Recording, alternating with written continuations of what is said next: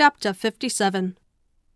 The discomposure of spirits which this extraordinary visit threw Elizabeth into could not be easily overcome, nor could she, for many hours, learn to think of it less than incessantly. Lady Catherine, it appeared, had actually taken the trouble of this journey from Rosings for the sole purpose of breaking off her supposed engagement with Mr. Darcy. It was a rational scheme, to be sure, but from what the report of their engagement could originate, Elizabeth was at a loss to imagine, till she recollected that his being the intimate friend of Bingley, and her being the sister of Jane, was enough, at a time when the expectation of one wedding made everybody eager for another, to supply the idea. She had not herself forgotten to feel that the marriage of her sister must bring them more frequently together, and her neighbours at Lucas Lodge, therefore, for through their communication with the Collinses, the report, she concluded, had reached Lady Catherine, had only set that down as most certain and immediate, which she had looked forward to as possible at some future time. In revolving Lady Catherine's expressions, however, she could not help feeling some uneasiness as to the possible consequence of her persisting in this interference. From what she had said of her resolution to prevent the marriage, it occurred to Elizabeth that she must meditate an application to her nephew, and how she might take a similar representation of the evils attached to a connection with her she dared not pronounce. She knew not the exact degree of his affection for his aunt, or his dependence on her judgment, but it was natural to suppose that he thought much higher of her ladyship than she could do. And it was certain that in enumerating the miseries of a marriage with one whose immediate connections were so unequal to his own, his aunt would address him on his weakest side. With his notions of dignity, he would probably feel that the arguments, which to Elizabeth had appeared weak and ridiculous, contained much good sense and solid reasoning. If he had been wavering before as to what he should do, which had often seemed likely, the advice and entreaty of so near a relation might settle every doubt, and determine him at once to be as happy as dignity unblemished could make him. In that case he would return no more. Lady Catherine might see him in her way through town, and his engagement to Bingley of coming again to Netherfield must give way. If therefore an excuse for not keeping his promise should come to his friend within a few days, she added, I shall know how to understand it. I shall then give over every expectation, every wish of his constancy. If he is satisfied with only regretting me, when he might have obtained my affections in hand, I shall soon cease to regret him at all.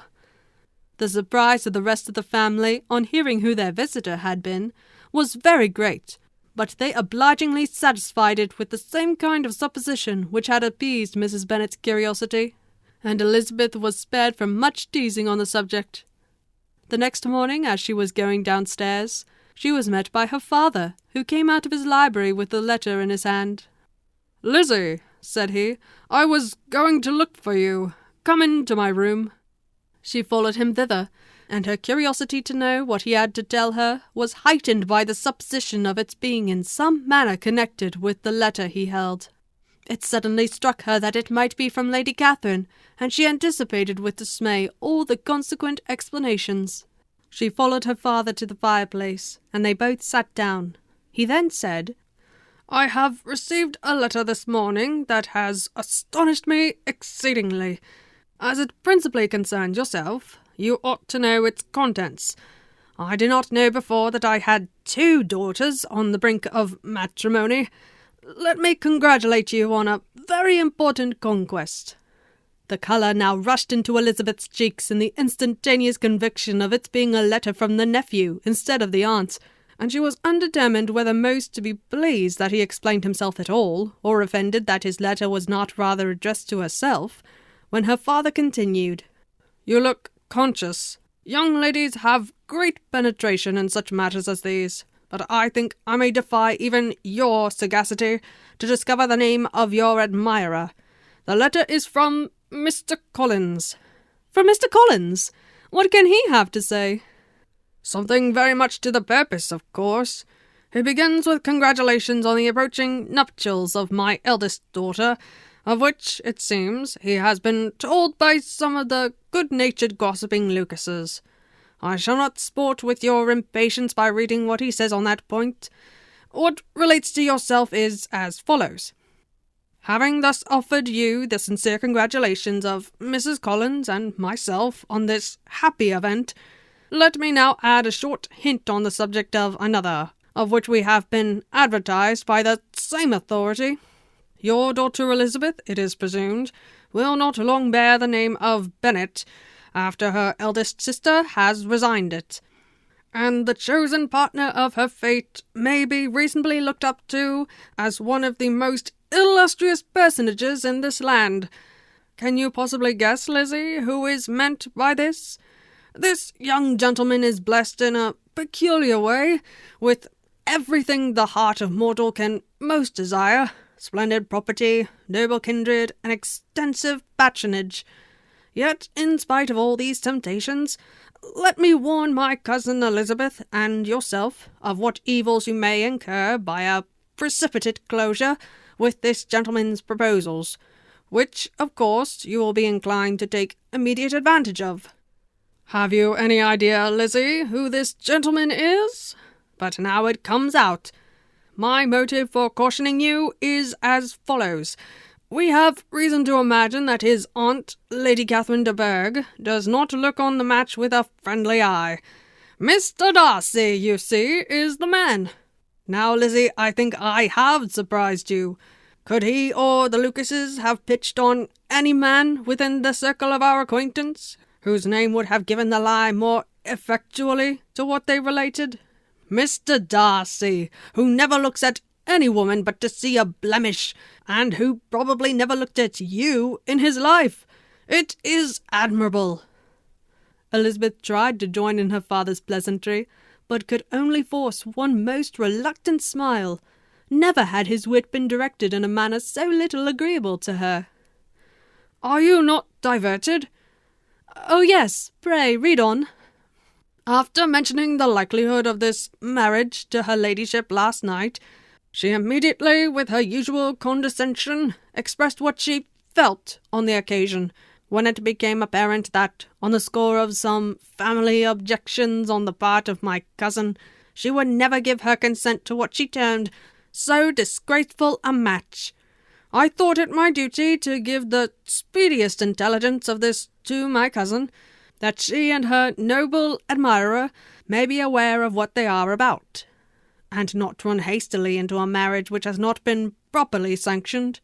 Mr. Collins, moreover, adds, I am truly rejoiced that my cousin Lydia's sad business has been so well hushed up, and am only concerned that their living together before the marriage took place should be so generally known. I must not, however, neglect the duties of my station, or refrain from declaring my amazement at hearing that you received the young couple into your house as soon as they were married. It was an encouragement of vice, and had I been the rector of Longbourn, I should very strenuously have opposed it. You ought certainly to forgive them as a Christian, but never to admit them in your sight, or allow their names to be mentioned in your hearing. That is his notion of Christian forgiveness. The rest of his letter is only about his dear Charlotte's situation, and his expectation of a young olive branch. But, Lizzie, you look as if you did not enjoy it. You are not going to be missish, I hope, and pretend to be affronted at an idle report. For what do we live, but to make sport of our neighbours, and laugh at them in our turn? Oh, cried Elizabeth, I am exceedingly diverted, but it is so strange. Yes, that is what makes it amusing.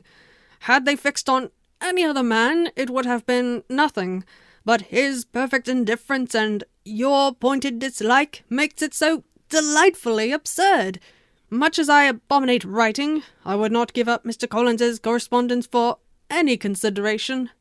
Nay, when I read a letter of his, I cannot help giving him the preference even over Wickham, much as I value the impudence and hypocrisy of my son-in-law. And pray, Lizzie, what said Lady Catherine about this report? Did she call to refuse her consent? To this question his daughter replied only with a laugh, and as it had been asked without the least suspicion, she was not distressed by his repeating it. Elizabeth had never been more at a loss to make her feelings appear what they were not. It was necessary to laugh when she would rather have cried.